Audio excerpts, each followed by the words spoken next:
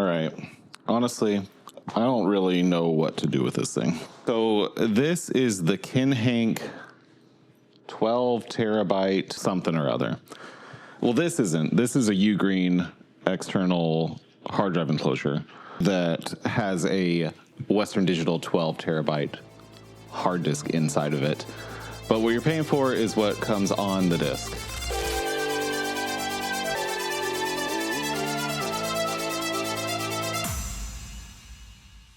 What's up? So welcome back to the channel. I know it's been a few weeks. I didn't know what to do with this thing. My issue with this, so Kinhank, they sent me this drive, and I've always been curious about these because I get a lot of the emulator all-in-ones with the cheap controllers, and I thought about doing videos on that. But this one, actually, I was genuinely curious about because, frankly, I've never had a 12 terabyte hard drive, ever. And so I was like, I'll get at least a 12 terabyte hard drive, and we'll see what's on it. And so this thing is really cool, but there's some things I really don't like about it. So we'll get into what I like about this, what I don't like about it, and what a little bit of soul searching for if this is something that you want to dive into. If you're new here and you enjoy this video, be sure to like it, subscribe, go follow me on Instagram or Blue Sky. Let's just break it down. With this Kinhank 12 terabyte gaming hard drive, you are buying a Ugreen enclosure that basically turns an internal hard drive into an external hard drive. It does require external power also, so you have to plug it into the wall. And a 12 terabyte Western Digital hard drive is the one that came with mine. I assume it's a Western Digital. 12 terabyte SATA, 6 gigabytes per second. It's a 5-year-old drive. It's manufactured in 2019. I was worried that it was like a repurposed hard drive, but it doesn't seem to be that. 7 days, 5 hours. It's about how long I've had it running. Cool. But it comes preloaded with over 100,000 games. Now, some of these I'm fine with. A lot of really old retro games, stuff that's been out of print for decades. But there's some bigger issues at hand that I don't love. So one of the biggest benefits of this, I could say, is that you basically get a full catalog of games up through SNES, and then a spattering of games for PS1, N64, Dreamcast, Xbox, PS2, GameCube, Xbox 360, PS3.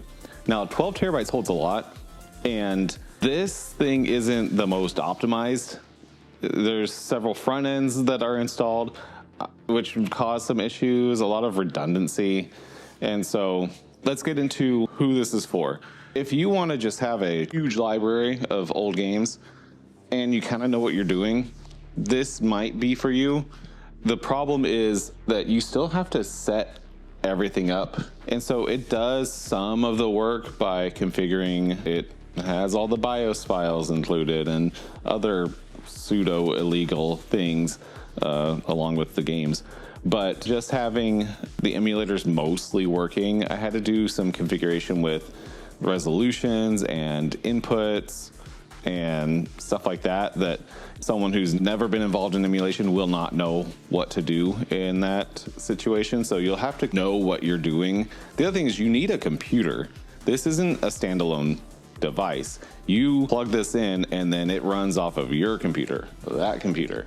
And so systems, like I was able to, with one of the launchers, I was able to get Xbox 360 and PS3 working, but then on RetroBat, they wouldn't boot at all. The games would just crash. Let's get into what's good about this. The first thing is that it's generally pretty cheap. If you're looking for a 12 terabyte, Western Digital hard drive, usually you can't get those for under $180, $200. And then the Ugreen enclosure retails for about $30. You can usually get it for about $20 on sale. And so you're looking at about $220, $230 out the door just for the hardware. And that said, right now I'm looking at, right now this thing you can find for $189 fully ready to go. So even if you just want to buy a 12 terabyte hard drive, you can just wipe it clean and use it however you want. So that is a pro for it.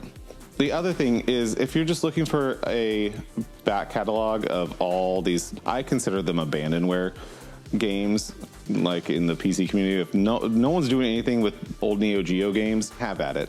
I'm okay with emulating really old consoles. I subscribe to Nintendo Switch Online. If there's a game on Nintendo Switch Online that I can play, I'll play it there because that's a great experience. Other more obscure games, I will emulate them. You know, my copy of Pokemon Blue got stolen from me as a kid, so wherever that is now, technically he has more legal right to emulate Pokemon Blue than I do. I bought another copy of Pokemon Blue. So whatever your ethics are with emulation of old games, that's the least of your concerns when it involves this product, because trust me, we're only going downhill from here, legally speaking.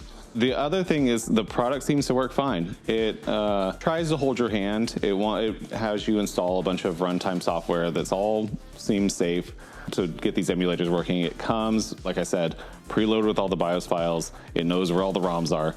It's pretty well packaged. You just have to do some configuration on the actual emulators when you get in there, and you have to know the hotkeys to get into that. So like you can run at 2x resolution for some consoles to make them look better, especially those like Gen 6 consoles.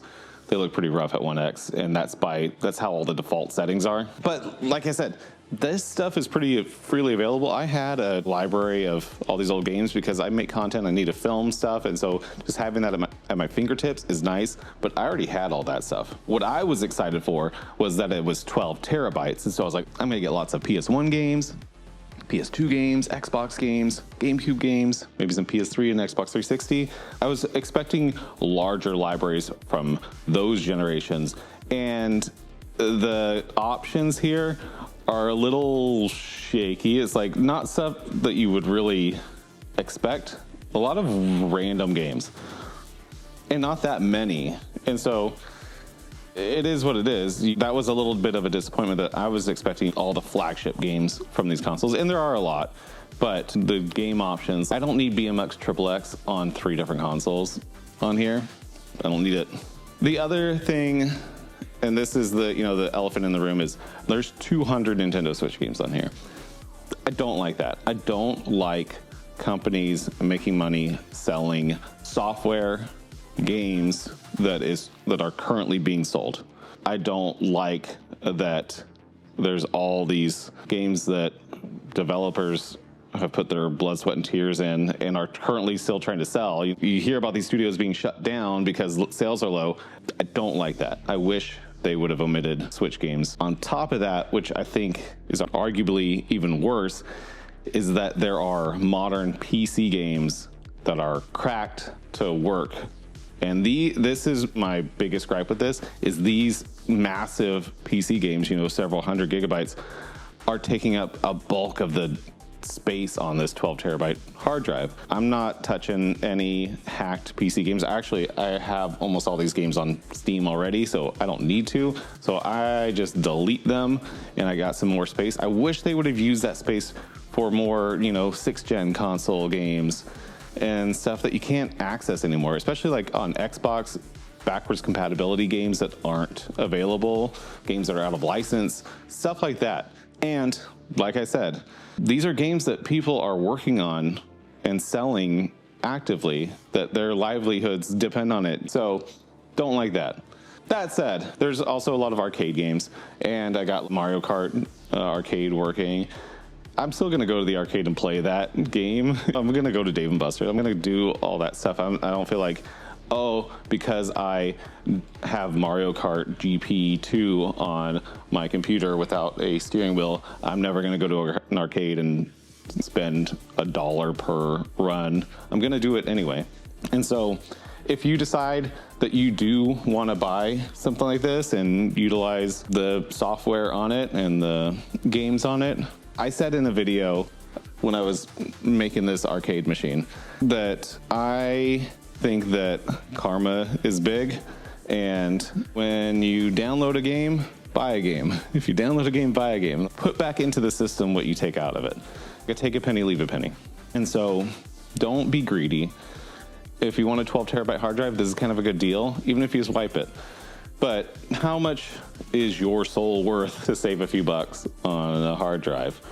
So this just puts them all in one easy to use package with some really big caveats that you have to decide on your own whether that's something that you're comfortable going forward with.